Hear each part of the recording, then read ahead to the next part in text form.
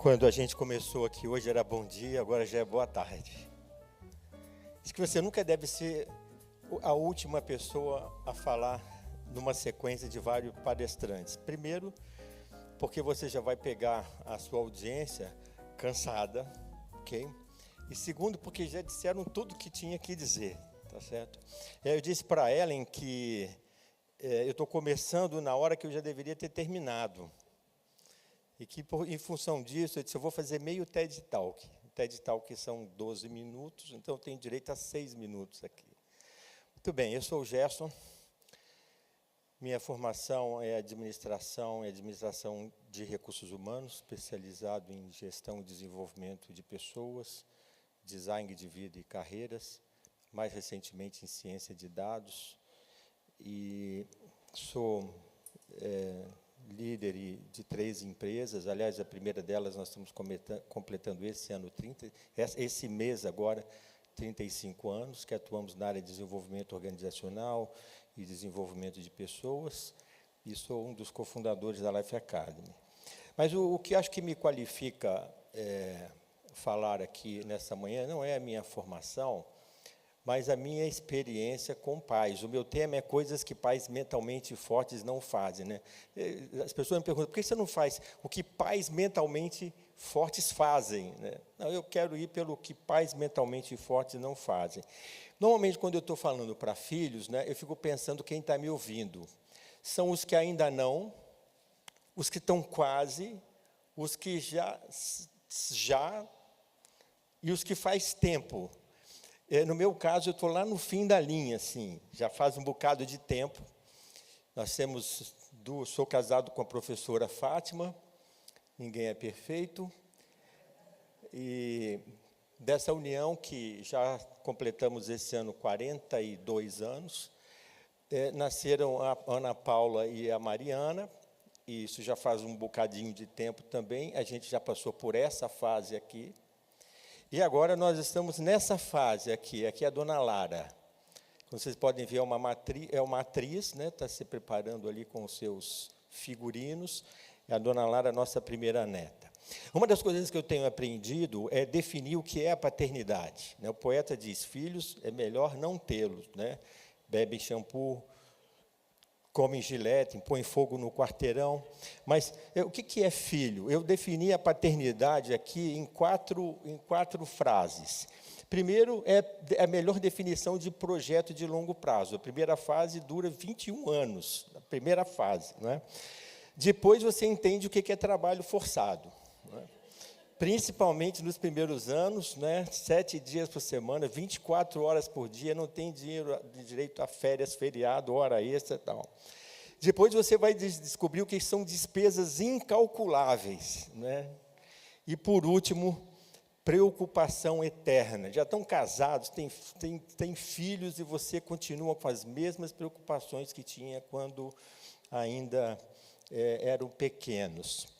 Mas por que nós temos filhos? Nós temos filhos porque, num determinado momento, a natureza, ela cria dentro de nós uma necessidade, um desejo tão grande de ter algo para ser objeto do nosso amor, mas numa intensidade que a gente jamais imaginaria. E nós queremos ter algo para amar, e são os filhos. E esse processo, Deus permitiu que fosse assim para que nós aprendêssemos a amar, né? Para que aprendêssemos a amar. E os filhos, eles nos ensinam o apego e também, primeiro o apego, aliás, LP, tem áudio lá já? Precisa ver se está aberto o meu áudio lá. Ok? Mas quando eu digo que os filhos nos ensinam o apego, você é pai ou mãe aqui, você sabe dizer, se você soubesse o quanto você ia se apegar nos seus filhos, você não teria. Porque, assim, uma pontada no dedinho dele, uma facada no seu coração, não é isso? É isso. E os filhos, eles vêm para nos ensinar o apego e também para nos ensinar o desapego. O poeta diz que os filhos são como os pássaros, eles vêm e vão. Nós não criamos filhos para nós criamos filhos para a vida, né? A arte de ser pai é a arte de se tornar desnecessário. Essa é a grande arte de ser pai. E eu descobri uma garotinha que já estava ensinando para a mãe dela a lição do desapego. Vai ficar quente, vai ficar quente. Eu vou pra vó sozinha. Vai pra vó sozinha? É. Não acredito. Você não vai. Eu não vou? Não. Você vai me deixar aqui sozinha? É. Nossa, eu vou chorar. Pode chorar. A lição do apego e do desapego. Quando eu estava pensando, né, e idealizando originalmente essa palestra, eu me lembrei daquele filme Procurando Nemo. E quando você vai olhar esse filme, você vai ver que o pai do Nemo, ele tem ali uma idealização do papel de pai. Então, ele quer poupar o seu filho de todas as dores, sofrimentos, de todos os riscos, de todos os reveses, porque ele quer ser o melhor pai do mundo, ele quer ser um pai perfeito. E eu fiquei pensando, né, assistindo esse vídeo, esse filme, entendendo isso, até que ponto essa leitura da idealização do papel do pai, que poupa o filho, que protege o filho, é uma proteção que protege ou é uma proteção que desprotege? Esse é o ponto. E é por isso que me veio à mente desenvolver essa palestra. Na verdade, o primeiro insight dessa palestra, ele aconteceu ali em outubro de 2017, eu estava voltando de uma viagem a Silver Spring, nos Estados Unidos, e passando pelo aeroporto de Washington. Eu sempre vou às livrarias, quando estou no aeroporto, exatamente naquele dia estavam lançando esse livro. Naquela semana estavam lançando esse livro. 13 coisas que pais mentalmente fortes não fazem.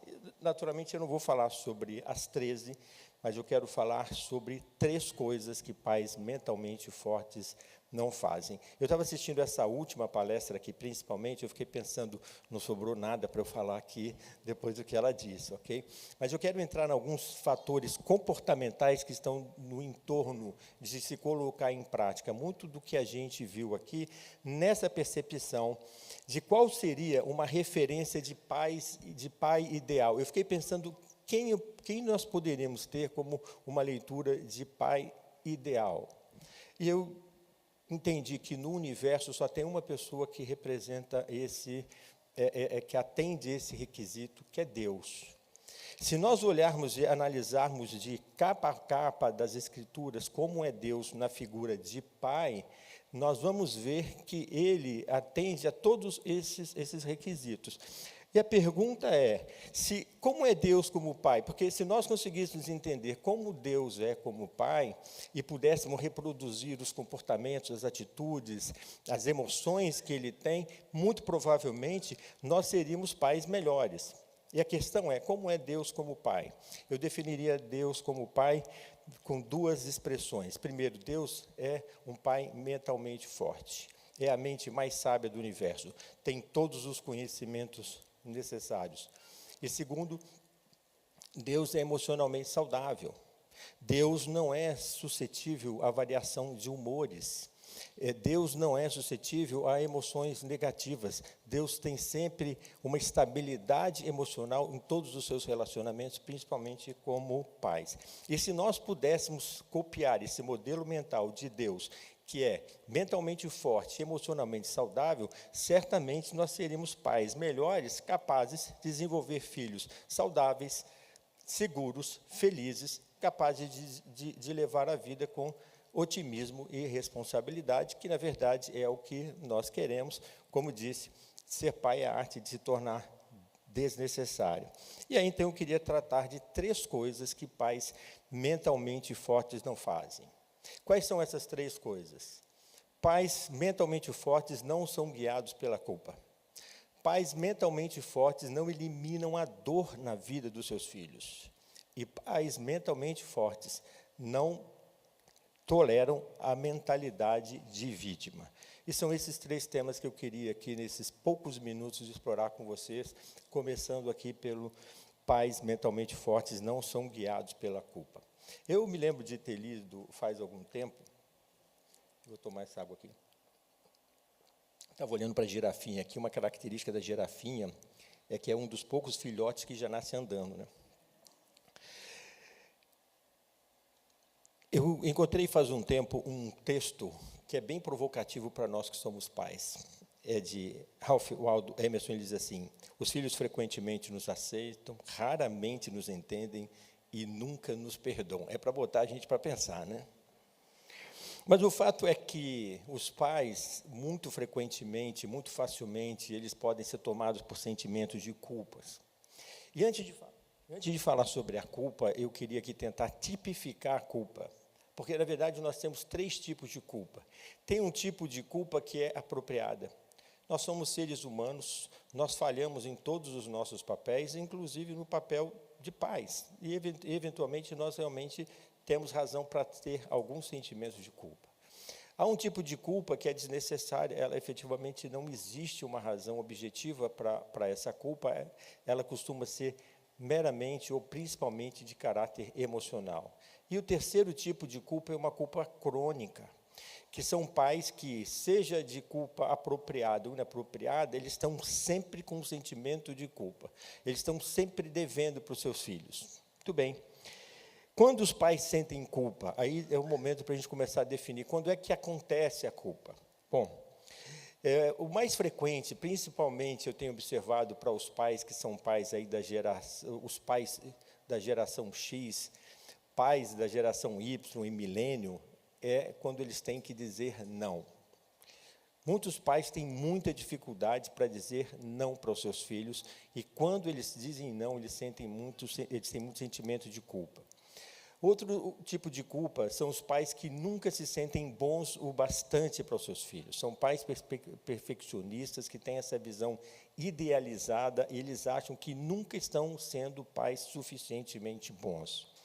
O terceiro, principalmente para nós que vivemos numa sociedade urbana, numa sociedade moderna, pessoas que vivem aqui numa cidade como São Paulo, são os pais que acham que nunca dedicam tempo para os seus filhos. Eu me lembro que você, quando estava falando, teve um período que eu trabalhava demais, eu tinha babá, tinha tal, mas eu não tinha tempo para os meus filhos. E tem pais que, mesmo dedicando tempo para os seus filhos, eles têm uma sensação de culpa por nunca dedicarem tempo suficiente. E, por último, quando eles são pais que têm que negar algo que os seus filhos querem e que, teoricamente, todos têm, mas, por alguma razão, circunstância da vida ou limitação, os pais não podem dar aquilo para os filhos, então eles sentem culpa.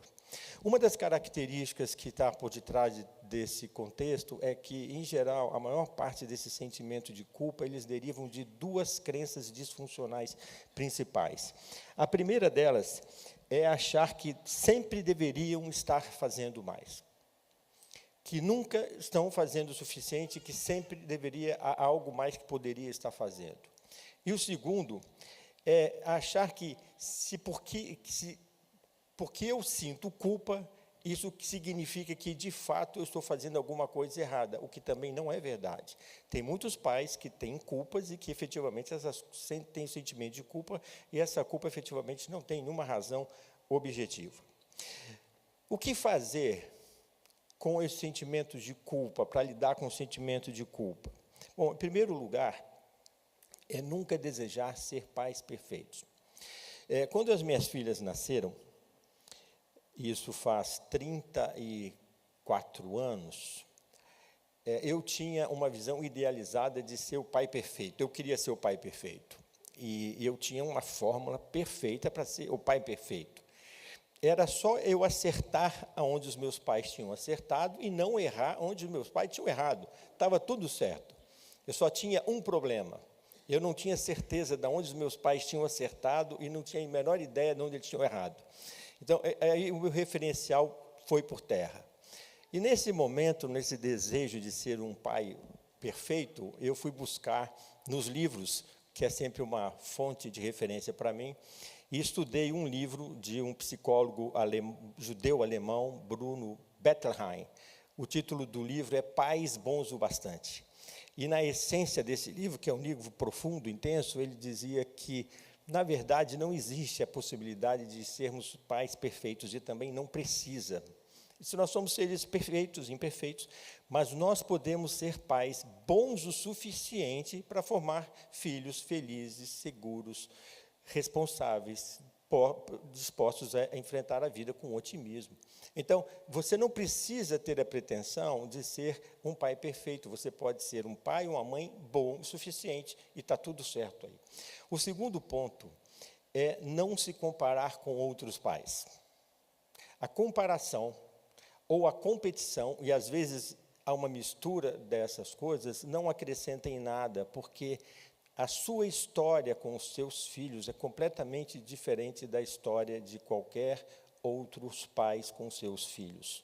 O background de vocês é diferente, os desafios de vocês são diferentes, os propósitos de vocês são diferentes, os contextos são diferentes. Então, nós podemos olhar para alguns pais, e com alguma frequência eu procuro olhar para pais que tragam um tipo de referência, algum insight, que podem ser positivo, mas tentar copiar ou viver copiando outros pais não acrescenta em absolutamente nada. O terceiro ponto, e é muito frequente nessa geração, são os pais, isso nunca deve se fazer, é dar coisas aos filhos para tentar compensar essa sensação de culpa. Quando a gente faz isso, nós tornamos a relação com os filhos uma relação promíscua. Nós corrompemos a relação de afeto.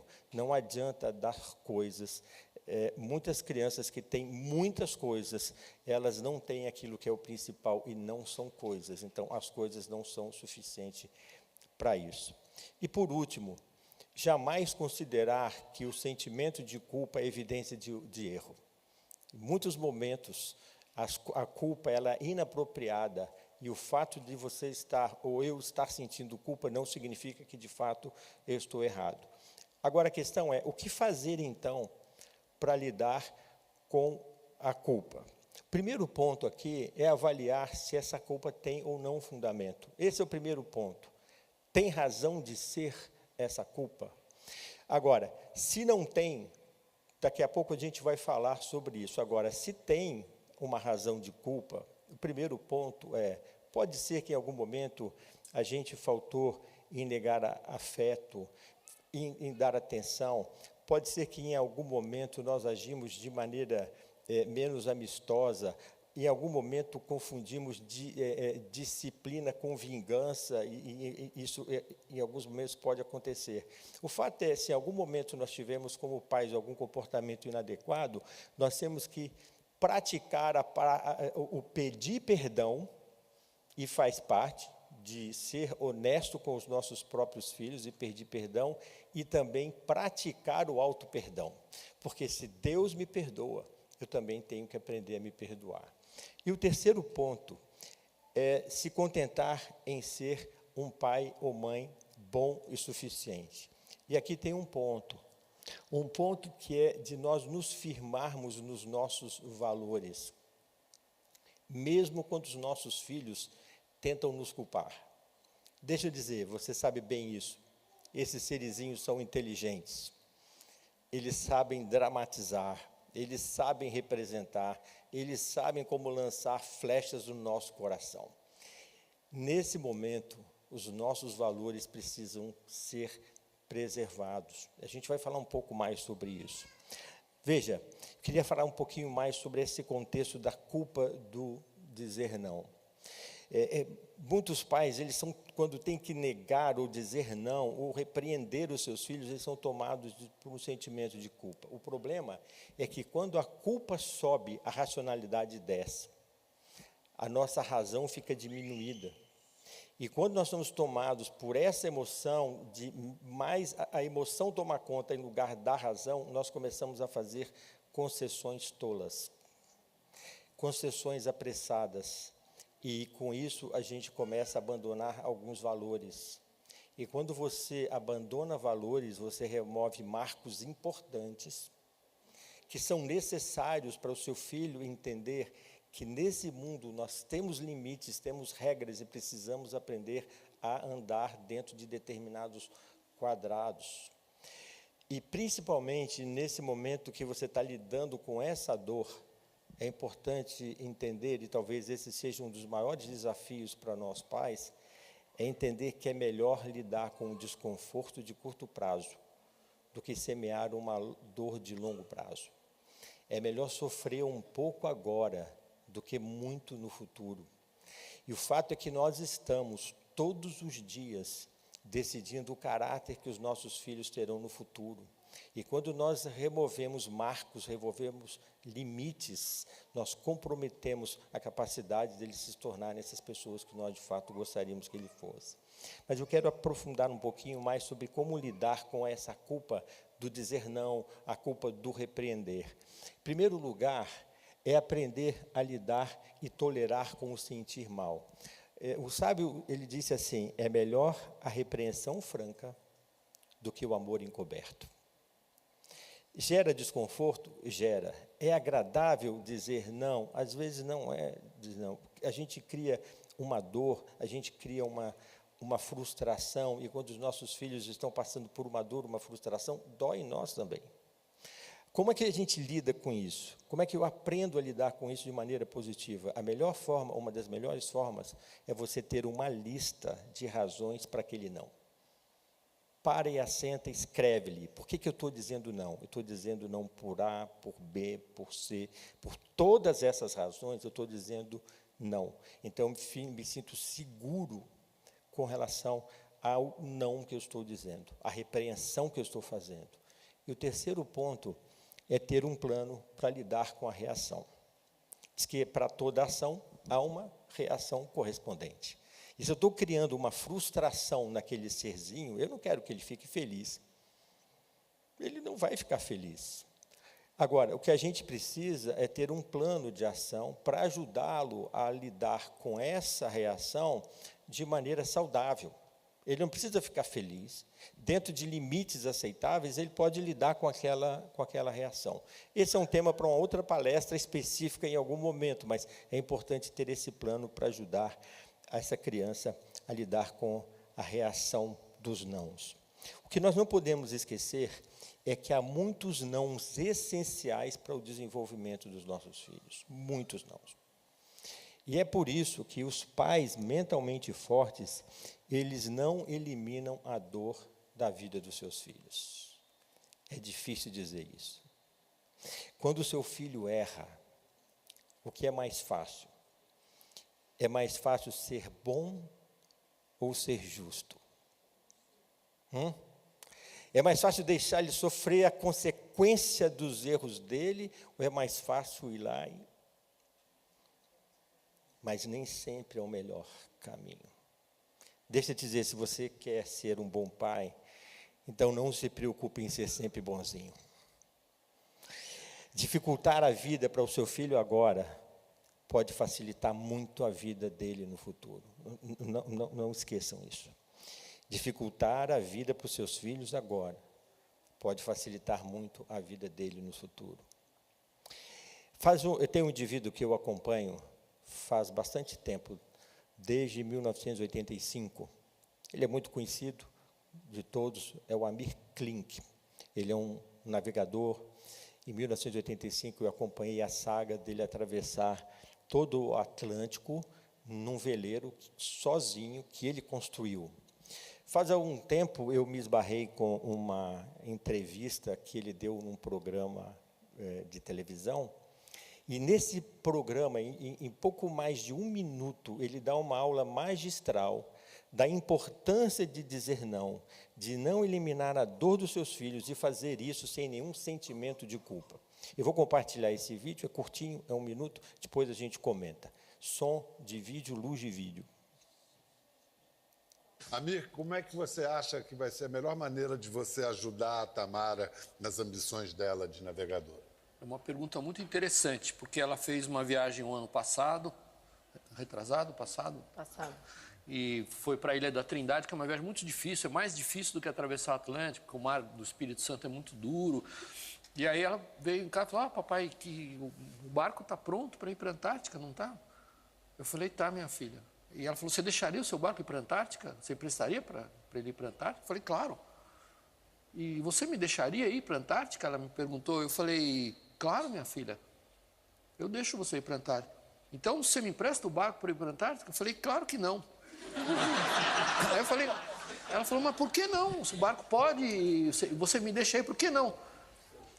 Eu falei, filha, eu levei 30 anos para ter um barco pronto para ir para a Antártica.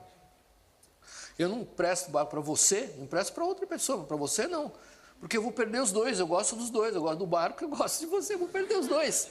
Os dois vão morrer, vão acabar os dois, o barco vai afundar e você vai morrer. Mas se você quiser ir para lá, eu quero, você quer mesmo, eu vou te ajudar. Mas como você pode me ajudar? Você tem dinheiro para me ajudar? Eu falei, tenho. Aí você pode me ajudar? Eu falei, eu vou começar te ajudando com 0 centavos. Você nunca vai ter 1 centavo meu. Você vai ter que fazer o seu barco. Eu te ajudo a fazer o seu barco. Você vai começar achando um jeito de fazer um projeto. Quando você fizer o projeto, você vai ralar até os infernos para conseguir os meios, os recursos. Nossa. Vai demorar, vai ser difícil, vai ser duro. Você vai chorar, vai se arrepender, vai desistir, vai começar de novo. E um dia, quando o seu barco ficar pronto, aí eu sei que está pronto para ir. E aí eu percebi que é um desafio dessa geração. Eles têm hoje a visão completa do que é o fim do caminho, o sucesso, o patamar, o topo. Eles não sabem para você sentar nessa cadeira quanto você andou para cada... A gente vê tudo isso hoje instantaneamente. E eles tentam pular o caminho. E, na verdade, assim, a beleza de navegar é que não tem, como eu disse, não tem como escapar. Tem uma máxima que diz que águas tranquilas não fazem bons marinheiros. Pavimentar demais a vida para o seu filho não vai torná-lo uma pessoa madura. Deixa eu dizer uma coisa. Um dia, quando for feito o balanço do trabalho que nós fizemos como pais, que você está fazendo como pais, o balanço não vai ser pelo ibope que você tem com seus filhos, mas pelas pessoas que eles se tornaram. Nós temos que lembrar que nós estamos decidindo todos os dias se nós estamos preparando os nossos filhos para serem adultos emocionalmente resistentes ou imaturos ou impulsivos. A doutora Abigail, hoje pela manhã, ela falou sobre o açúcar, né? E ela fez uma menção aqui ao trinômio sal, açúcar e gordura. Existe um livro, chama-se exatamente isso, Sal, Açúcar e Gordura, é o maior estudo que já foi feito sobre a indústria alimentícia, ganhou um prêmio Pulitzer de jornalismo, e ali eles mostram como a indústria de alimentos trabalha essa combinação de sal, açúcar e gordura para gerar compulsão por comida.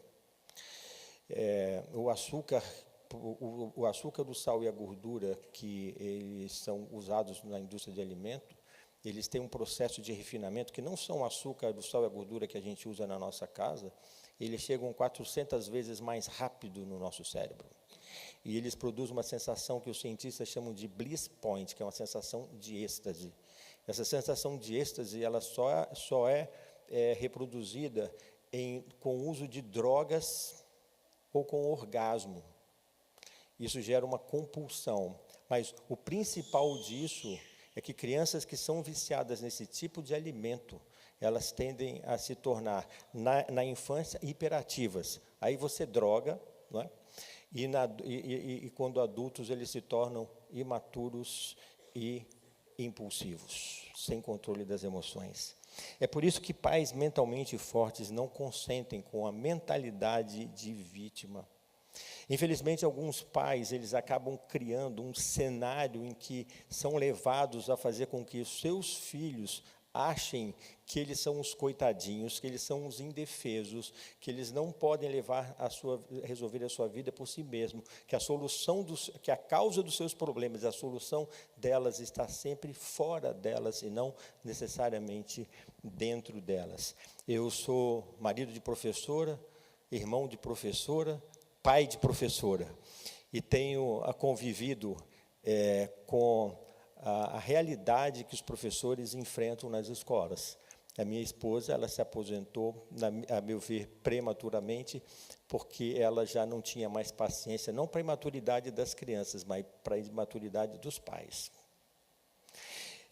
São pais que eles acham que são sempre as pessoas e circunstâncias que limitam os seus filhos. É a professora, são os coleguinhas, é o sistema, é a escola.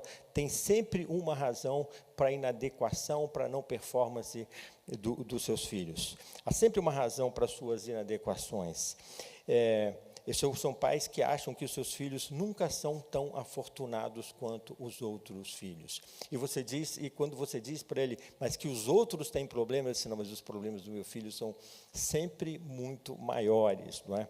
Ele é indefeso, ele não sabe se virar sozinho. Eles às vezes não dizem isso, mas a maneira como eles criam os seus filhos, eles mandam essa mensagem, não só para as pessoas, mas para os próprios filhos, que eles são indefesos, que eles não sabem se virar sozinhos. E o que acontece é que se você tem uma pessoa ouvindo isso, a palestrante, seu nome mesmo?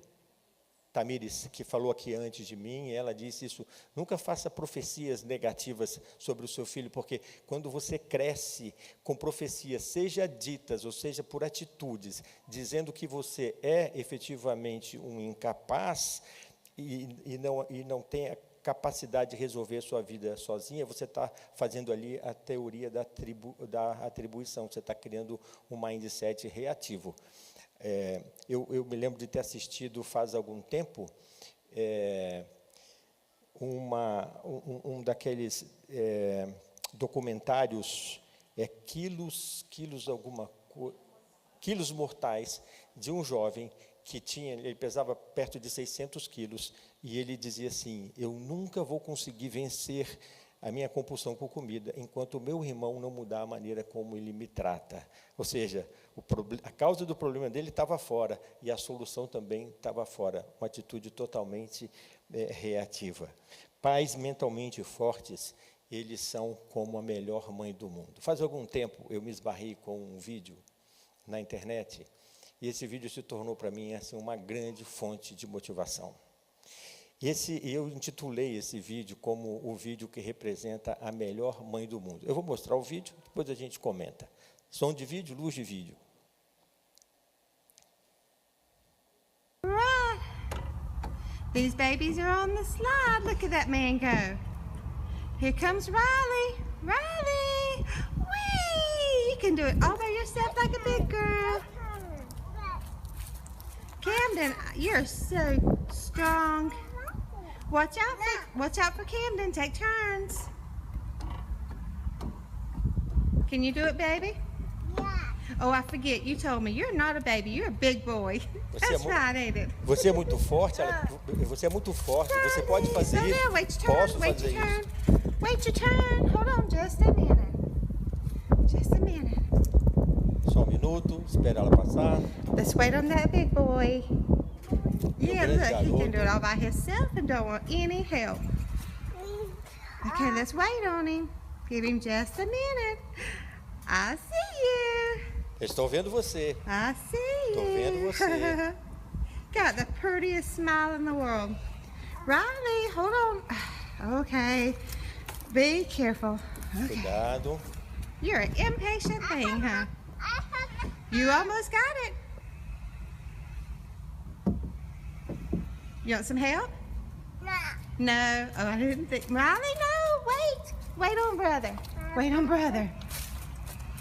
When he gets on the slide, then I'll let you go up, okay? You got it? Wait a minute, Riley. Let's see brother. Let's see brother get on the slide. Come here, Camden. I'm ready for you. I'm gonna catch you, big baby. Big boy. I'm gonna catch you. You ready? Here we go. Muito bom. O que você teria feito? Não vou levar ele para o parquinho, não tem brinquedo para ele lá. Esse brinquedo não é para você, você não tem nenhum recurso exigido para esse brinquedo. Eu não posso fazer meu filho passar por esse tipo de frustração. Ele vai se sujar todo, ele vai se lambrecar todo nesse lugar onde as pessoas estão pisando e passando. É muito cruel fazer isso com essa criança. O que é cruel? cruel fazer isso? Ou condenar essa criança a achar que as limitações dela são impossibilidades?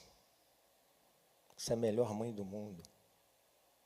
Ela não pavimentou o caminho para ele.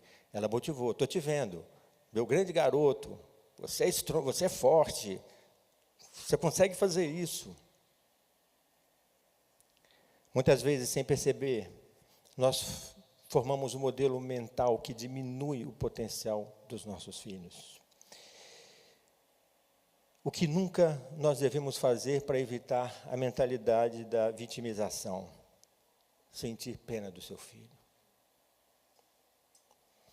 Por maiores que sejam as limitações do seu filho, nunca sinta pena dele. Jamais recompense o seu filho por ele estar sendo vítima.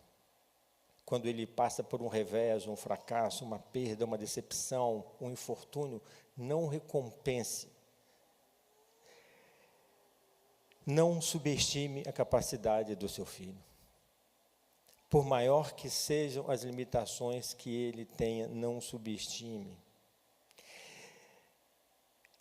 Sempre suba a régua.